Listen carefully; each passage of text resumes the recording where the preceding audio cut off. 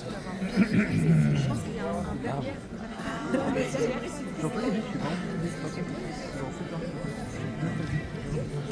Bonsoir, comme promis, merci d'accueillir le réalisateur de Queer, Luca Guadagnino.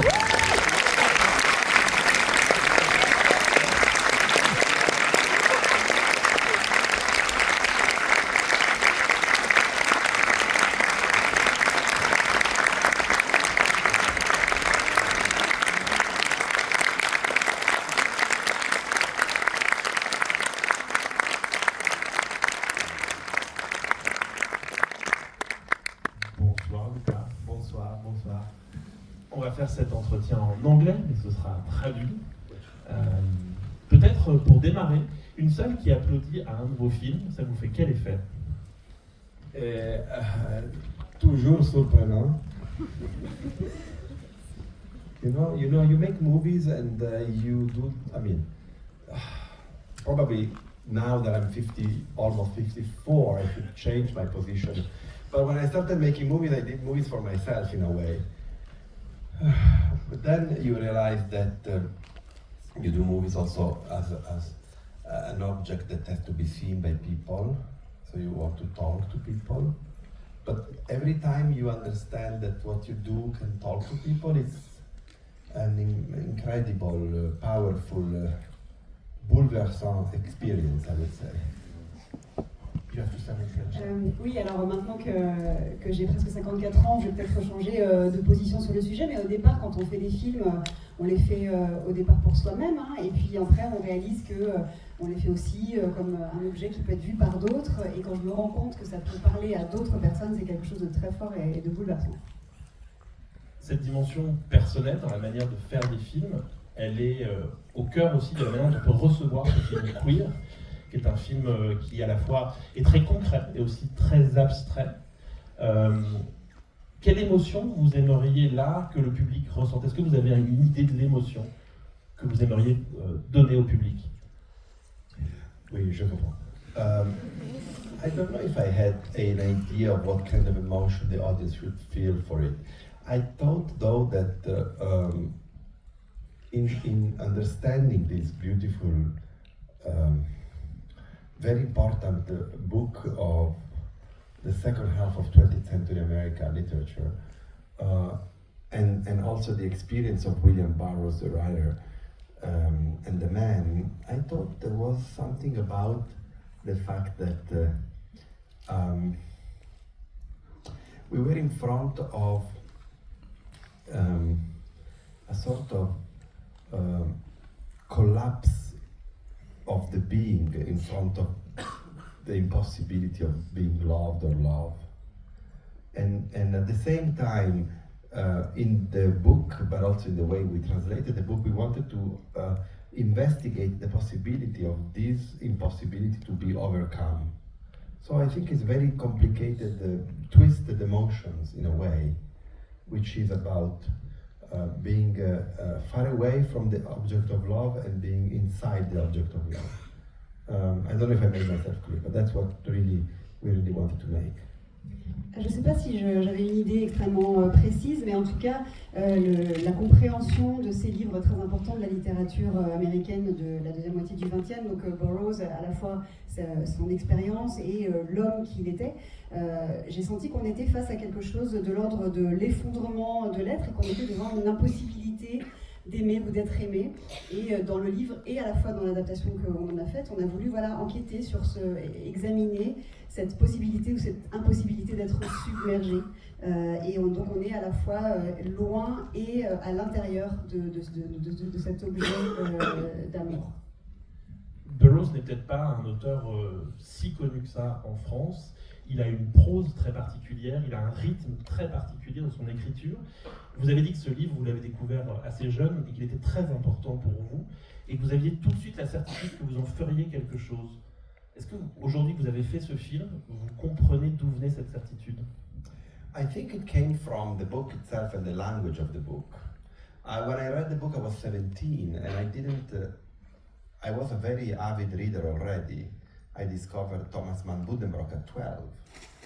A very complex book, and certainly I might might not have understood that. But even if I had met Mann writing very early, and Beckett and other writers that were complex, the way in which the language of William Burroughs played in my mind at 17 was quite revolutionary. And this book is the second book he wrote, but was published many, many years afterwards. And it's not as, let's say, experimental as the other books like Naked Lunch or Wild Boys. And yet there was, you know, like he always talked about the fact that language was a virus. And I think you had that in the book. Certainly the romanticism of the book and this idea of aiming for the contact with someone was very strong in my imagination. But I think the language was the thing that really triggered my intention of making the movie, because I was kind of thinking, how do you translate this language that is very specific and it's a literature language into a very specific cinematic language? And I had thought about that since then. Je pense que ça m'est venu vraiment du livre lui-même et de la langue très particulière du livre que moi j'ai découvert très jeune, à 17 ans. J'étais un très gros lecteur, j'avais découvert des auteurs assez complexes comme Thomas Mann et Beckett dès l'âge de 12 ans. Mais la langue vraiment de Burroughs a continué vraiment à m'habiter de façon, parce qu'elle est très révolutionnaire. C'est moins expérimental que d'autres de ses livres, comme Le Festin nu, mais cette langue, lui disait lui-même que la langue est comme un virus, et on le sent de par le romantisme du livre et par le désir de contact qui transparaît dans le livre. Et mon interrogation depuis toujours, c'était comment transcrire, comment traduire cette langue si particulière dans le langage cinématographique. Et donc c'est une question qui ne m'a pas quittée depuis. C'est peut-être une question étrange, mais est-ce que vous pourriez relire aujourd'hui ce livre en n'ayant pas vos images de cinéma en tête pendant que vous avez fait ce film? Qu'est-ce qui vous reste de ce livre? Beautiful question. I read the book a lot while making it. A lot. Like we were actually having the book on set. And I have investigated the book in every interstice all the time. I have not read it for now 2 years. I think I will be right. I will like to read the book again when I will be, hopefully, if I manage to get there, the age of William Lee at the end of his life. Yes. J'ai lu énormément le livre au moment où on faisait le film. D'ailleurs, on l'avait sur le plateau. Je l'ai examiné jusque dans ses moindres recoins. Je ne l'ai pas relu depuis 2 ans quand on a terminé le film. Peut-être que je le relirai si j'arrive à cet âge-là, donc à l'âge qu'a William Lee à la fin de sa vie. Vous avez une belle formule pour raconter ce film, pour résumer ce film. Vous dites que c'est une histoire d'amour désynchronisée. Ça veut dire quoi? Et qu'est-ce que ce mot désynchronisé vous a inspiré en termes de mise en scène? Do you know Dr. Zhivago, the David Lean movie and the novel? When she's on they cannot meet. That's one of the most maddening things that can happen to someone. Or the Bridges of Madison County, the great movie by Clint Eastwood. I think that unsynchronized love is the greatest tragedy that can happen. And in this case, they are unsynchronized by being together at the same time. And, love is projection. We project. We build in our mind the object of love, who's never met in reality. And yet, this is the only way we can live. So it's a very important, I don't know if it's a theme or it's a way of seeing things, but I think that I did not want to make a movie, neither I will ever want to make a movie about unrequited love, terrible, horrible American expression, British expression, Anglo-Saxon expression, unrequited love. I think whoever feels unrequited love is probably a stalker, and I'm not interested in that at all. I'm more interested in understanding why we cannot find a moment of contact with the other, despite the fact that we know that the other is there for us, which deals with other themes for me, with other concepts, with other ideas of self. Probably it deals more with repression, the repression that we act on ourselves. Ça me rappelle, moi, le Docteur Zhivago, le livre et aussi le film de David Lean, avec ces deux personnages qui n'arrivent pas à se rencontrer. Ça, c'est vraiment l'idée qui est vraiment une idée qui a hurlé. C'est la pire tragédie qui soit aussi, comme dans La Route de Madison de Clint Eastwood. Et ces deux personnages, dans le film, dans l'œuvre, ils sont désynchronisés tout en étant ensemble. L'amour, c'est une projection. On se construit l'idée de l'autre et de son amour pour l'autre, qui ne se réalise pas en vrai. Mais c'est la seule façon que l'on a de vivre. Parce que les autres façons, c'est voilà, cet amour à l'anglo-saxonne, là, qui finalement est presque un peu du harcèlement, quand il y en a un qui drague l'autre et l'autre se finit par céder. C'est absolument terrible, en fait. Et donc, on projette énormément, et c'est cette impossibilité ou cet espoir de rentrer en contact qui aussi vient percuter des choses de répression que l'on a de soi-même également. Normalement, dans la tradition, les histoires d'amour qui n'arrivent pas à se faire, c'est plutôt du mélodrame. Vous choisissez d'en faire une expérience introspective, un trip même carrément, une expérience métaphysique. Pourquoi? Pourquoi pas le mélodrame? Peut-être quelqu'un va penser que ça c'est du mélodrame, je ne sais pas. Mais il y a quand même une partie métaphysique. Les grands films d'agresseurs, c'est super métaphysique. Senso de Visconti, c'est métaphysique, je ne sais pas. Mais parce que vous avez rajouté dans le texte de Burroughs, le trip, enfin, la partie où il trouve la drogue, ça vous l'avez rajouté. Oui, parce que dans le roman, les deux rencontrent le Dr Cotter et Dr Cotter ne donnait pas la drogue et c'est une déflexion, comme ça s'appelle, c'est un désastre. And so they don't, by not taking the drug, they then have to they separate, and then 2 years later Lee comes back in search for Allerton, and then he finds him in his dream. But me and the great writer Justin Kuritzkis, who wrote this beautiful script, we ask ourselves, by knowing that they were not going to be happy together at the end, can they try the ayahuasca and see what makes them fearful of? And so the ayahuasca, they take it because, first of all, Burroughs went back to Ecuador and tried ayahuasca with Louis Marker, who is the model for Allerton. So he did that. And it was very specific. He did a book called Letters from Yage. So he felt it was very Burroughsian for them to take the drug. And at the same time, when they take the drug and they become one being, that is what is the most intimate and the most profound finding of each other, and yet is the most deep opening in the void of the self, which means that the annihilation of yourself into the other, and this makes both of them very scary. En fait, dans le livre d'origine, effectivement, en ne prenant pas cette drogue, c'était un peu ce qui menait à leur séparation. Et Lee revenait 2 ans plus tard et le trouvait donc en rêve à Allerton. Et là, ce qu'on a fait avec le scénariste Justin Kuritzkis, c'est qu'on s'est demandé s'ils ne sont pas heureux à la fin du film, est-ce que peut-être que cette expérience de l'ayahuasca leur permettait de se rendre compte de ce dont ils avaient peur, de ce qui leur faisait peur en fait dans cette rencontre, dans cet amour.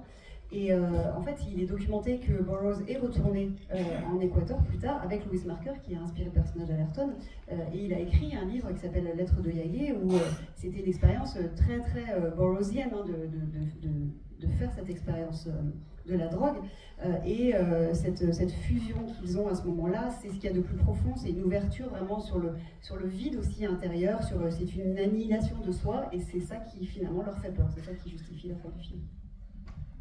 Vous dites que ce qui vous passionne, c'est la façon dont l'amour nous façonne et nous déforme. C'est une citation de vous que j'ai trouvée, une très belle phrase. Là, on est vraiment sur le maximum de la déformation quand même dans Queer, c'est-à-dire qu'on atteint vraiment une abstraction. Moi, j'ai pensé à Francis Bacon, par exemple, à la façon dont il pouvait représenter les sentiments. Qu'est-ce que ça dit de votre vision de l'amour, cette représentation des corps qui se mélangent? Qu'est-ce qu'il y a de vous dans ces corps qui se mélangent? Je crois que j'ai fait tout que je peux. Je dis que je peux dire ça, avec cette image. Le reste, c'est avec le public. Mais c'est l'idée de l'amour, vous êtes persuadé que ça nous déforme? Ça, c'est quelque chose qui vous hante? Yes, if you think in terms of Same David heart. Cronenberg, it's true. But I would say it's about the fusionality. I think there is a degree of annihilation of self in the loving of it, being loved and loved, I think. But we are borderline cheesy today. Oui, alors si on pense dans les termes de David Cronenberg, oui, c'est sans doute vrai. Moi, c'est vraiment le côté fusionnel de l'amour qui me questionne ou qui me fait cette impression, parce que c'est une forme de négation de soi dans l'amour et dans le fait d'être aimé. Ouais, voilà, là, on tombe un peu dans le sentimentalisme. Mais moi, ça m'intéresse en termes de mise en scène, de représentation, sur la façon dont vous filmez les corps. Vous dites aussi qu'on est trop habitué à ce que les scènes de sexe soient des scènes de spectacle qui ne servent à rien. Vous voulez que ce soit des scènes narratives, que des gens ensemble dans un lit, ça raconte quelque chose. Et effectivement, les scènes de sexe de queer, elles racontent aussi quelque chose de l'impossible possession et du désir de posséder l'autre. Comment on aborde ces scènes et comment on les rend narratives, justement? Comment vous les avez abordées en termes de découpage, de montage? I shot sex scenes since I was started. I was very young, and my first short film was two people kissing for like 10 minutes. Yeah. And I did it with my video camera. So I always been interested in bodies, in the interaction of the bodies. Probably because I grew up watching the great movies of people like Nagisa Oshima or Bernardo Bertolucci or Fassbinder, people that today sounds impossible to quote, and I do quote them. Amazing filmmakers, incredible films. So for me, I learned that the crisis of the modernity comes through the crisis of the bodies, and that's inevitable. And also I like performance very much, and I like to involve actors to a degree of, let's say, fragility and exposition of self, that they are not any longer self-conscious. And what is the most fragile moment for someone is to be naked in front of the other, imagine in front of a crew. And in a movie like this, the aim and the anguish of the desire of these protagonists has to go through the bodies. There's a great book by a very amazing philosopher who is now one of the great enemies of the church and Trump, which is Judith Butler. The title is Bodies That Matters. I do believe that bodies do matter in cinema. Depuis mes débuts, j'ai toujours aimé les scènes d'amour, puisque mon premier court-métrage, à l'intérieur, il y avait deux personnages qui s'embrassaient pendant 10 minutes. Je me suis toujours intéressée au corps, peut-être parce que j'ai grandi en regardant les films de très grands cinéastes comme Oshima, Bertolucci ou Fassbinder, des réalisateurs qui paraissent parfois impossibles de citer aujourd'hui, mais je le fais quand même parce que ce sont vraiment des personnes extraordinaires qui ont fait des films extraordinaires. Et je pense que la crise que l'on traverse, la crise de la modernité, elle passe par une crise du corps. Et en plus, moi, j'aime beaucoup l'interprétation, j'aime le jeu des comédiens, j'aime investir mes comédiens de façon extrêmement poussée. J'aime un peu les exposer pour qu'ils perdent un peu cette protection qu'ils peuvent se mettre, ou cette conscience d'eux-mêmes, ou cette gêne qu'ils peuvent avoir. Et là, il n'y a rien de plus de fragilisant que d'être nu devant quelqu'un d'autre, alors évidemment devant une équipe de films encore plus. Et comme c'est un film qui parle justement de l'angoisse, du désir, il faut que ça passe par le corps. Et il y a un livre qui est sorti d'une philosophe qui gêne beaucoup de gens aujourd'hui, de l'autre côté de l'Atlantique notamment, qui s'appelle Judith Butler, et c'est Les corps qui comptent. Et je crois vraiment que c'est ça, les corps comptent. Vous avez transformé à jamais notre manière de voir une pêche avec Comme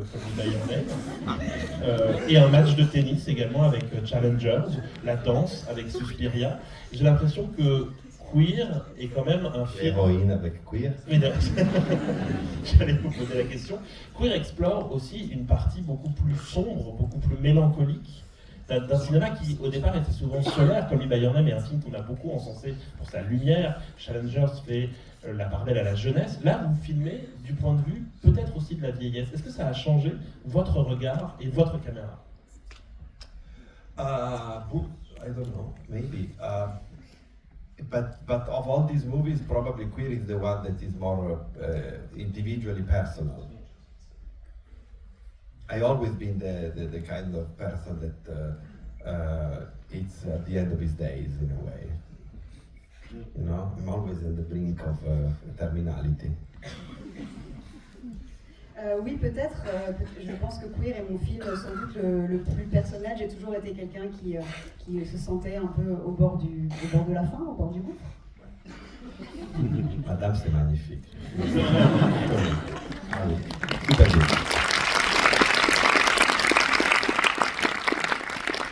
Est-ce que vous auriez pu raconter Queer du point de vue d'Allerton, changer justement le point de vue de Burroughs? I think in the movie we can agree that the first person who looks toward the other is Allerton. Because when Lee is looking at the cockfight, he goes up with the gaze and sees some people, then he's distracted again, and it's Allerton who looks at Lee. When then Lee is so sad and deflated in the bar, it is Allerton who goes to him and offers him drinks and invites him to talk.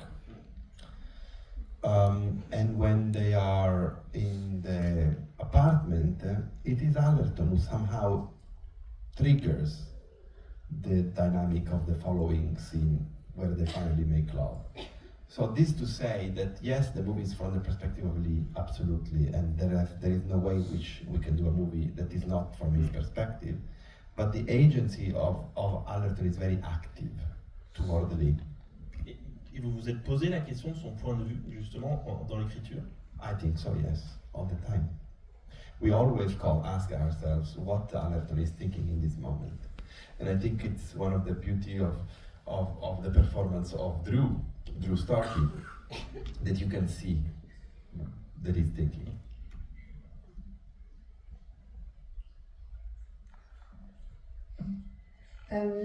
Oui, c'est la... Si,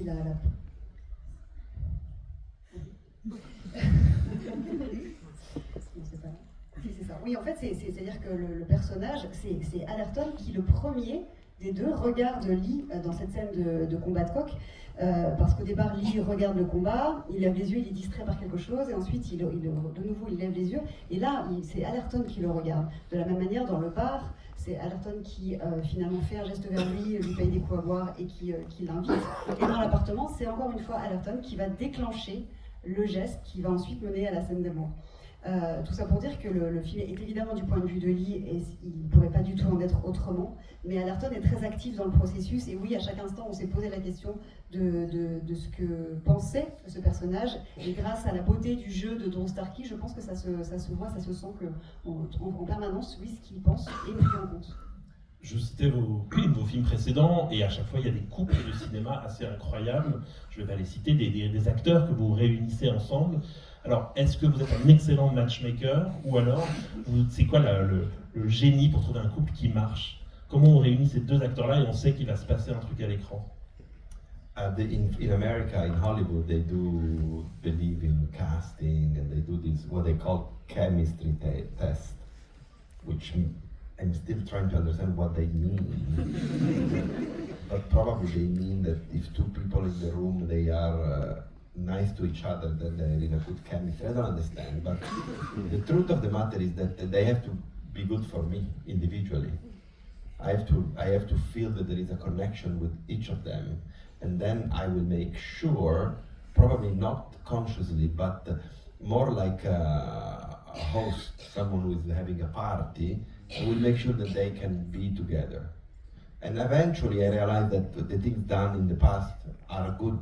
Like in this case, for instance, because of the ayahuasca scene, they had to learn the dance that have been choreographed by this fabulous couple of choreographers, Sol Leon and Paul Lightfoot. But that took long. So what we did, we made sure that Drew Starkey and Daniel Craig, who didn't know each other, could start the process of rehearsing with the choreographers many months before we started shooting. So once we got them in Rome, like 2 months later, they already rehearsed for like months in underwear, almost naked, intertwinement. So that was done, the ice was broken. À Hollywood, il y a ce qui s'appelle des rendez-vous ou des tests d'alchimie entre les comédiens. Je cherche toujours un peu ce que ça veut dire, mais j'imagine que c'est, voilà, on essaie de comprendre s'ils vont bien s'entendre. Moi, j'ai besoin de sentir qu'ils me plaisent et qu'ils sont bons individuellement, qu'ils aient un bon feeling, à commencer d'abord avec moi, et ensuite je sentirai, consciemment ou pas, mais je sentirai comme quand on organise une fête et qu'on sent que là les gens vont bien s'entendre, donc ça va bien se passer, si ça va matcher ou pas. Là, comme dans ce film, il y avait cette scène avec l'ayahuasca, on les a fait travailler très en amont avec un merveilleux couple de chorégraphes, Sol Leon et Paul Lightfoot, et ils ont énormément répété ensemble. On a fait démarrer les répétitions pendant des mois avant qu'ils arrivent ensuite à Rome, ce qui fait que quand ils sont arrivés sur le plateau, ils avaient déjà dansé pendant des mois en sous-vêtements ou à moitié nus ensemble, donc la glace était brisée. On a dû vous poser beaucoup la question, et c'est quand même ce qui hante aussi quand on voit le film, c'est comment on réussit à filmer comme ça Daniel Craig et à le rendre à la fois aussi beau et pathétique. Comment on fait ça? I think Daniel is one of the great actors of his generation. He's an incredible actor. He was very invested in this movie. He understood the character. We both agreed that this was a love story. We wanted to show the humanity behind the, let's say, public image of William Burroughs, the ugly American. And it was also a beautiful process of shooting the movie together, in that I could see that we both were very open. You know, Daniel is really, really an incredible actor. He's insane, like, sublime. On a l'impression que vous dites ça comme si c'était pas votre travail, mais vous êtes aussi un très grand réalisateur pour le diriger comme ça. I'm lucky. I've been working with very, very great actors, from Jack Dylan Grazer to Tilda Swinton, from Julianne Moore to Chloe Sevigny, and many, many more. And always have been very lucky. I know that if there is a quality that I have, is that I make people do what I want. I'm very convincing.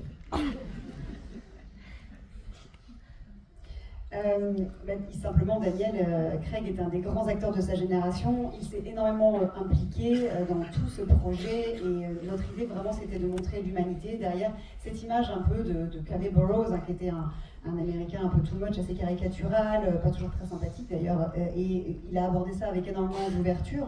Et encore une fois, voilà, c'est un acteur sublime. J'ai eu vraiment la chance de travailler tout au long de ma carrière avec de très grands comédiens, donc, que ce soit Tilda Swinton ou Julianne Moore ou Chloé Sevigny.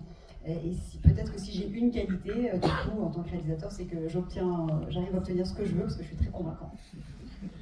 Alors je vais vous poser une question où c'est sûr que c'est votre choix, la mise en scène.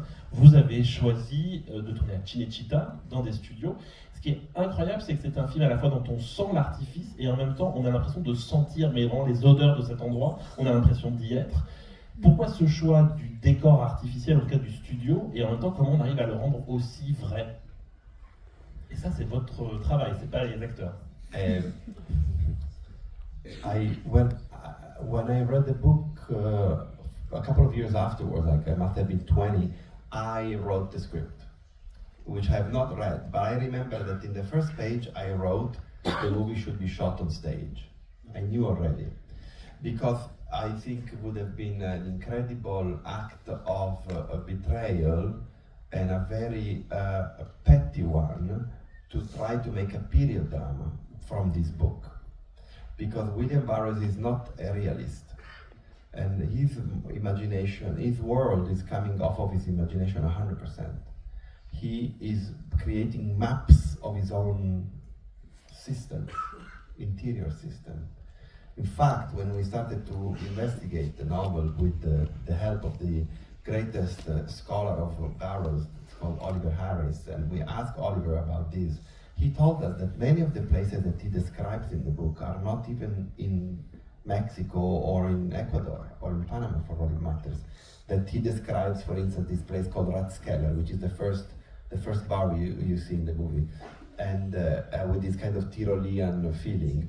That doesn't exist in Mexico, never existed in Mexico. That was a sort of combination of places that Burroughs created in his mind from experience he had in Vienna when he was there in the 20s, and not only. This to say that this movie had to be the construction and projection of the worlds that were inhabited in the mind by and in the mind of William Burroughs. So the artifice had to be there. And I continue in a minute.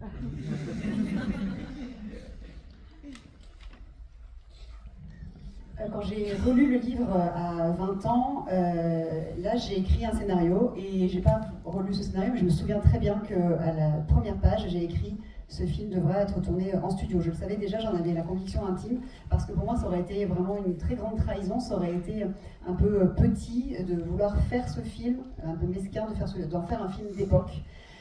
Parce que Burroughs n'était pas un réaliste, son univers sortait vraiment de son imagination, et il avait une cartographie intérieure comme ça de son monde. Et quand on a interrogé un des grands spécialistes de Burroughs, Oliver Harris, il nous a dit que certains des lieux qui sont décrits dans ses livres n'existent même pas au Mexique, ou en Équateur, ou au Panama. C'est des lieux dont certains n'ont jamais existé, ce sont des mélanges d'endroits qu'il a visités étant jeune. Donc tout ça n'est que de la construction et de la projection. Qui sont habités dans l'esprit et par l'esprit de Burroughs lui-même, d'où la nécessité d'artifice. And in that regard, I started to think of how a sort of like psychic reality could be brought to life on screen. And of course, I did not want it to have a sort of sterile phantasmagoria, because I don't think that everything is possible. I think you have to be choosing things. So I started to think of these two great filmmakers, British filmmakers, Powell and Pressburger, and aussi le Narcisse Noir. And in the Black Narcissus is about these nuns who goes to inhabit to this very erotic palazzo, Indian palazzo in the Himalaya. He created all that on stage in England and painted the Himalaya mountains and the panoramic. And in doing that, they were heightening the tension within the group of nuns that they were describing, and the hysteria that was developing within the group. I think they understood that in order to make a very realistic movie, they had to do a very built world. So that was the same approach we had. So we worked very, very, very incredible, painstaking devotion to questions to be asked, and maybe answers to be found, and details to be lifted, and perspective to be put together with the magnificent production designer of this movie, Stefano Baisi, who has made with this movie his first movie. He never did anything before. And he was an architect that was working with me because I have also an activity as an interior designer. And I thought that he was the perfect choice to do this specific movie with me, and I invited him to join. And then I asked my director of photography, the as well magnificent Sayo Bumuk Diprom, to think in terms of the pictorial light, how this light could have been as much as Burroughsian as possible. So we looked a lot of paintings, particularly the work of Francis Alice and Michael Boremans, two amazing Flemish painters, contemporary, very different, but both of them had instinct for us that were important. This to say that sometimes to be getting very close to truth, you have to be going into a sort of construction of a world. In this movie, everything is built. Only the sea is real, the rest is all fake.